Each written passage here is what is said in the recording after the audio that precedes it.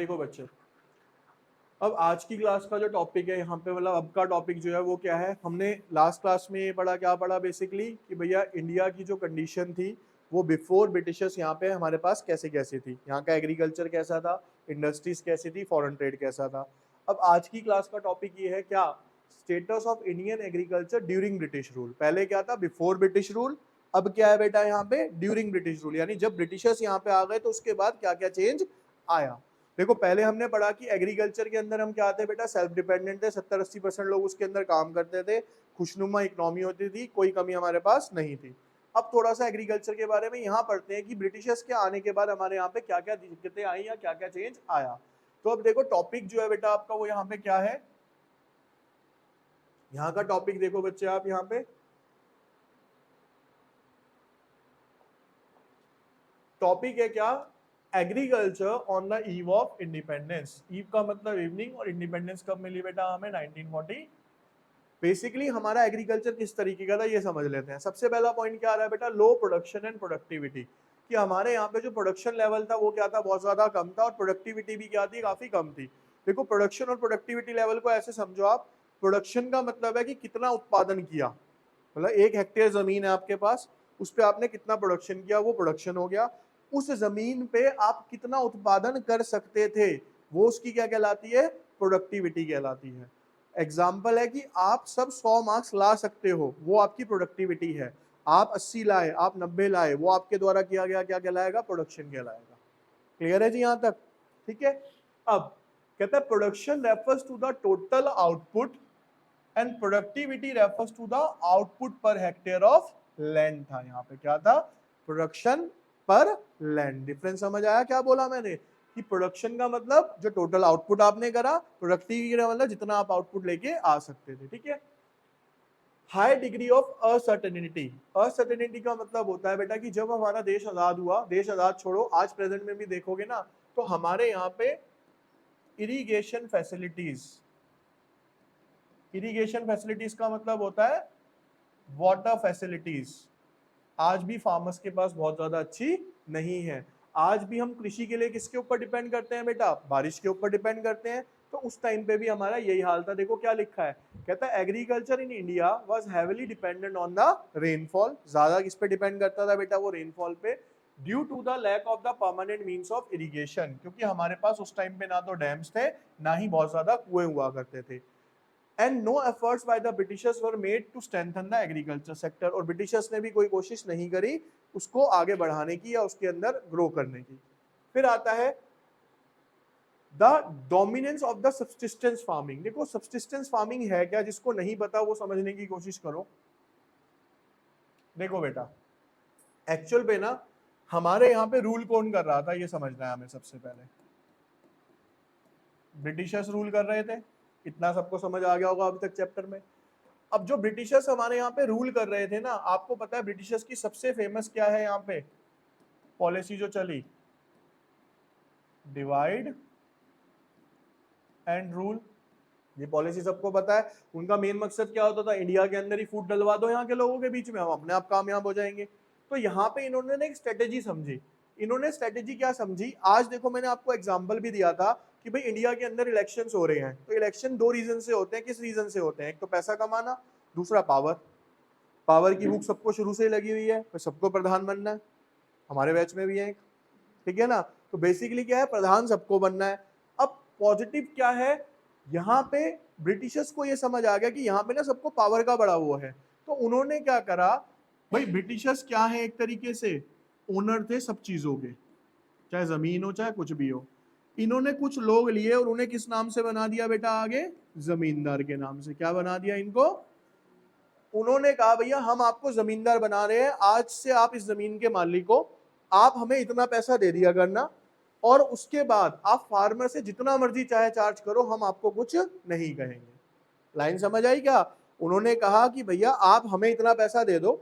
For example 1000 hectare land के उन्होंने जमींदारों को बोले भैया आप हमें दे दो 10,000 रुपए, आप हमें 10,000 रुपए देते रहो, उसके आगे आप जितना मर्जी चार्ज करो, किससे, फार्मर से, हम आपको कुछ नहीं कहेंगे। तो अब इस लालच में जमींदारों ने क्या करा, इन्हें तो 10,000 रुपए दे दिए, ज्यादा लालच कमाने के चक्कर में कोई 50,000 रुपए ले रहा है इनसे, कोई 40,000 रुपए ले रहा है। तो क्या हो गया, फार्मर के ऊपर क्या पड़ गया बेटा, वहां पे आके बर्डन पड़ गया। ठीक है, और उस टाइम का बच्चे जो हमारे यहाँ का फार्मर था ना, वो सारा का सारा क्या था बेटा, बहुत ज्यादा गरीब था। तो अब उसके पास रेंट देने के लिए पैसा नहीं होता था। तो किसानों को क्या कहा गया कि भैया अगर आप रेंट नहीं दे सके तो जो आप फसल उगा रहे हो ना, वो रेंट के बदले में हमें क्या करा करो, दे दिया करो। तो अब किसानों को ये समझ आ गया भाई हम मेहनत कर रहे हैं, खेत किसी और का, जमीन किसी और की, मेहनत हमारी, और सारी फसल भी किसको दे रहे हैं हम आगे, जमींदारों को ही दे रहे हैं। तो ये देखते हुए किसानों ने ये डिसाइड करा कि भैया हम उतनी ही कृषि करेंगे जो अपनी फैमिली के लिए रिक्वायर्ड होगी। यहाँ पे एक टर्म आया सब्सिस्टेंस। तो सब्सिस्टेंस का मतलब होता है for self consumption.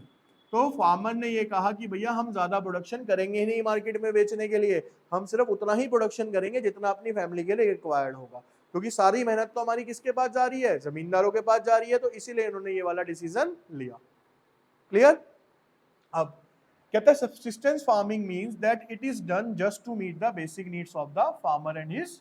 Subsistence farming का मतलब है सिर्फ उतनी कृषि करना जो कि अपनी फैमिली के लिए रिक्वायर्ड है। ठीक है। In India subsistence based farming was done resulting in little और no surplus left for sale meaning. India के अंदर सब्सिस्टेंस फार्मिंग का मतलब है उतनी फार्मिंग करना, यानी कि जो अपने परिवार के लिए चाहिए, मार्केट में बेचे जाने के लिए फार्मिंग नहीं करी जा रही है। That there was a lack of commercial outlook, this led to the backward of agriculture sector and the nation। इसकी वजह से क्या हुआ बेटा, हमारा एग्रीकल्चर सेक्टर जो था वो कहाँ चला गया, पीछे की तरफ चला गया। फिर आता है difference between the gulf between the owner of the soil and tiller of the soil. देखो बेटा, ओनर ऑफ द सॉइल कौन थे, टिलर ऑफ द सॉइल कौन थे, फार्मर। अब आप मेरे को ये बताओ कि जो फार्मर कृषि कर रहे थे या प्रोडक्शन कर रहे थे, उसका बेनिफिट किसको मिल रहा था, फार्मर्स को मिल रहा था, जमींदारों को मिल रहा था, जमींदारों को मिल रहा था।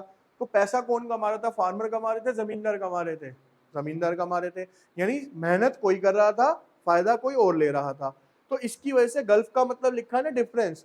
तो जो फार्मर और जमींदारों के बीच में एक हैसियत का गैप था ना, रिच और पुअर फार्मर्स का, अब हुआ क्या कि रिच जमींदार और ज्यादा रिच हो गया, गरीब फार्मर क्या हो गया बेटा, और ज्यादा गरीब हो गया। तो ये एक ड्रॉबैक हुआ जिसकी वजह से उन दोनों के बीच का गैप क्या हो गया, बहुत ज्यादा इंक्रीज हो गया। देखो लिखा भी है, the owner of the soil share the output with the tiller. Owner कौन हो गया, आउटपुट देता था टिलर को, but they did not share the cost of the production.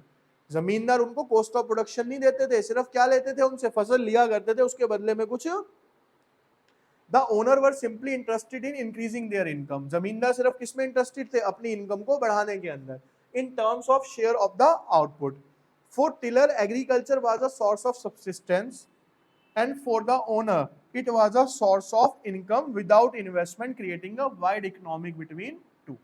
और जमींदारों के लिए क्या था, देखो अब सिंपल सी बात है, किसानों के लिए वो फार्मिंग क्यों कर रहे थे कि भैया अपना गुजारा चल जाए, और जमींदार उनसे किसानी क्यों करा रहे थे, क्योंकि उन्हें क्या चाहिए थी, इनकम चाहिए थी। वो उनसे क्या कमाना चाहते थे बेटा, प्रॉफिट कमाना चाहते थे। ठीक है, अब यहां तक क्लियर हो गया सारा। चलिए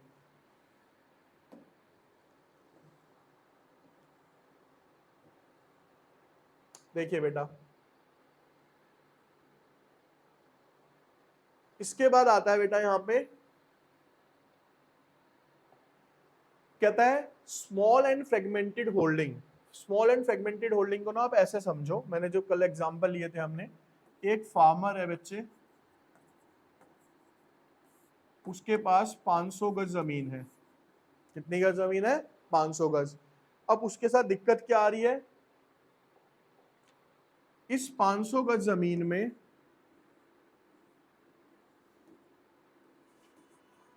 ध्यान से देखो, 100 गज तो मान लो उसकी जमीन है कहां पे, अपने एरिया में ही हो गई, रामनगर में। ठीक है, 200 गज जमीन लेके बैठा है वो कहां पे, बलबीर नगर के अंदर। 100 गज जमीन लेके बैठा है वो दुर्गापुरी के अंदर। कितनी हो गई यहाँ पे, 400। और मान लो 100 गज और भी है उसके पास, वो मान लो कृष्णा नगर के अंदर है।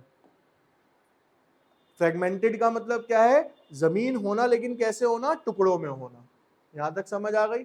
अब बेटा यहाँ पे किसान को दिक्कतें क्या क्या आएंगी, सबसे पहले बेटा अगर वो अलग अलग जगह पे जाके क्या करेगा, फार्मिंग करेगा, तो उसका सबसे ज्यादा क्या लगेगा, टाइम बहुत ज्यादा कंज्यूम होगा। दूसरा, चीज को प्रोड्यूस करने की कॉस्ट भी क्या आएगी, उसकी बहुत ज्यादा आएगी। तीसरा, वो वहां पे लेटेस्ट टेक्नोलॉजी का यूज नहीं कर पाएगा, क्योंकि देखो जब आपका खेत ही 100 गज का है तो उस पर ट्रैक्टर चलाओगे या खड़ा करोगे, खड़ा ही कर पाओगे, चला तो पाओगे नहीं क्योंकि जमीन छोटी हो गई। ये अगर आपके पास 500 गज का खेत हो तो वहां पे आप क्या कर सकते हो, ट्रैक्टर और थ्रेशर को चला सकते हो। तो ये प्रॉब्लम आती थी, ये पॉइंट है आपका ये वाला, क्या, स्मॉल एंड फ्रेगमेंटेड होल्डिंग्स, कि किसानों के पास जो जमीनें थी वो कैसी थी बेटा, छोटी थी और टुकड़ों में थी। अब देखो क्या लिखा है, कहता है there were small and fragmented land holding leading to the low output, जिसकी वजह से उनका प्रोडक्शन क्या होता था, कम होता था, और कॉस्ट क्या आती थी बेटा, ज्यादा आती थी।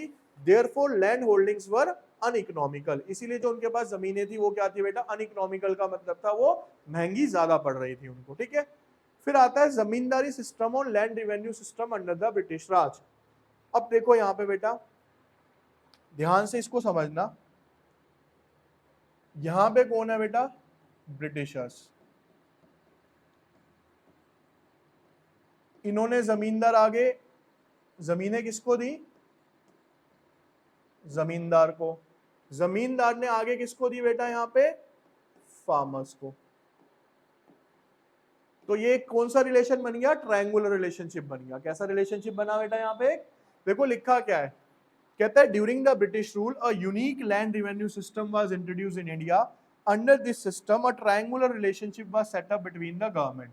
गवर्नमेंट कौन हो गई बेटा यहाँ पे, ब्रिटिशर्स। ओनर कौन होगा यहाँ, जमींदार। और टिलर कौन होगा बेटा यहाँ पे, फार्मर। तो इन सबके बीच में क्या आया बेटा, एक तरीके से एक यूनिक सिस्टम जनरेट हो गया लैंड रेवेन्यू का, ठीक है। यहां तक क्लियर है, ठीक है। अब यहां के बाद बेटा दो टॉपिक्स हो रहे हैं आपके, बस ये देख लो, ये रे, कहता है feature of the zamindari system आज फॉलो। अब कह रहा है किस तरीके की जमींदारी हमारे यहाँ पे उस टाइम पे चल रही थी। देखिए पहली बेटा, zamindar were recognised as the permanent owner of the soil, यानी कि जो मिट्टी का मालिक था वो कौन था, जमींदार। फार्मर नहीं थे, कृषि कौन करता था, फार्मर, लेकिन मालिक कौन था, जमींदार थे। दूसरा, जमींदार had to pay a fix sum of the revenue to the government, यानी जमींदारों को एक प्रॉपर रेंट के रूप में किसको देना पड़ता था, गवर्नमेंट यानी कि ब्रिटिशर्स को। And if they are unable to do so they stood in danger of losing their right. तो किसान जमींदारों को भी अंग्रेजों ने क्या कहा कि अगर आप हमें इतना नहीं लाके दे पाओगे तो हम आपको क्या करेंगे, जमींदारी से हटा देंगे, आपसे ओनरशिप वापस ले ली जाएगी। तीसरा point, zamindar were free to extract as much they want from the tiller of the soil as they wish and they could. वो किसानों से जितना मर्जी रेंट चार्ज कर सकते थे, जितनी मर्जी फसल ले सकते थे, जितनी उनकी मर्जी है, उसके लिए गवर्नमेंट ने उनको क्या दे दी, एक तरीके से छूट दे दी थी, ठीक है। फिर आता है problem with the zamindari system. ये तो होगा फीचर्स क्या क्या थे, प्रॉब्लम क्या थी, पहली unlimited exploitation of the tiller of the soil by the जमींदार। टिलर कौन होगा बेटा, अगेन फार्मर। फार्मर्स का क्या किया जा रहा था बेटा, बहुत अधिक मात्रा में क्या किया जा रहा था उस टाइम पे, शोषण किया जा रहा था उनसे बहुत ज्यादा रेंट लेकर। दूसरा point, high rate of the land revenue to be paid by the tillers, और उन्हें बहुत ज्यादा क्या पे करना पड़ रहा था, रेंट पे करना पड़ रहा था, किसको, जमींदारों को। Tiller were reduce to the status of landless labour. और टिलर को किस स्टेटस से, देखो टिलर कौन हुआ, फार्मर। भाई एक्चुअल में ओनर कौन होना चाहिए, फार्मर होना चाहिए, जमींदार होना चाहिए, जिसकी भाई जो मेहनत कर रहा है, जो कृषि कर रहा है, उसको होना चाहिए ना। लेकिन वो क्या कहलाते थे बेटा, लैंडलेस लेबरर कहलाते थे। उनको क्या बोला जाता था कि इस खेत पे काम करने वाली लेबर है ये, ठीक है। फिर आता है फोर्स कमर्शलाइजेशन ऑफ एग्रीकल्चर। इस टॉपिक को जरा ध्यान से समझना। देखो बेटा कमर्शलाइजेशन का मतलब क्या है, कहते हैं commercialisation means that there was a shift from cultivation for self consumption to market. यानी जब किसान अपने लिए ना बना के मार्केट में बेचे जाने के लिए सामान बनाएंगे तो उसे क्या बोला जाएगा, कमर्शलाइजेशन ऑफ क्रॉप या कमर्शलाइजेशन ऑफ एग्रीकल्चर के नाम से जाना जाएगा, ठीक है। कहता है रीजन क्या है उसका, देखो रीजन ऐसा क्यों हुआ, किसानों को क्यों फोर्स किया गया एग्रीकल्चर को कमर्शलाइज करने के लिए, तो उसका रीजन क्या था, the British rule in India collided with the industrial revolution in Britain. Therefore, these commercialization of crop was done to meet the requirement of indigo. इस टर्म को याद रखना। देखो होता क्या था बेटा, ब्रिटेन बहुत पहले से डेवलपिंग है, जितने भी क्लोथ्स बनते थे उसकी जो फैक्ट्रीज थी वो कहां पे थी, सारी की सारी ब्रिटेन के अंदर थी। लेकिन उस क्लोथ को डाई करने के जो काम आता था वो आता था क्या, इंडिगो। क्या होता था, उसका नाम क्या था बेटा यहाँ पे, इंडिगो। बेसिकली क्या होता था, एक स्याही होती थी नीले रंग की जिससे कपड़े रंगे जाते थे, और वो सिर्फ कहां पे मिलती थी, भारत में मिलती थी। तो किसानों ने क्या, सॉरी ब्रिटिशर्स ने क्या किया कि किसानों को फोर्स करा कि आप क्या करो, ज्यादा से ज्यादा इंडिगो का प्रोडक्शन करो, जिससे कि ब्रिटेन के अंदर जो इंडस्ट्रीज लगी हुई है कपड़े की उनको ज्यादा से ज्यादा क्या पहुंचा सके, वो फायदा पहुंचा सके।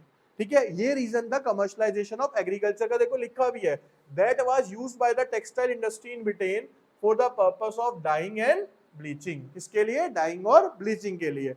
कंक्लूजन, इन सबका कंक्लूजन क्या निकल के आता है, कहता है all these reasons combined shows that agriculture sector on the eve of independence was, कैसा था हमारा सेक्टर, बैकवर्ड और स्टेगनेंट। स्टेगनेंट का मतलब होता है स्टेबल, या फिर हम कहेंगे इसको कांस्टेंट।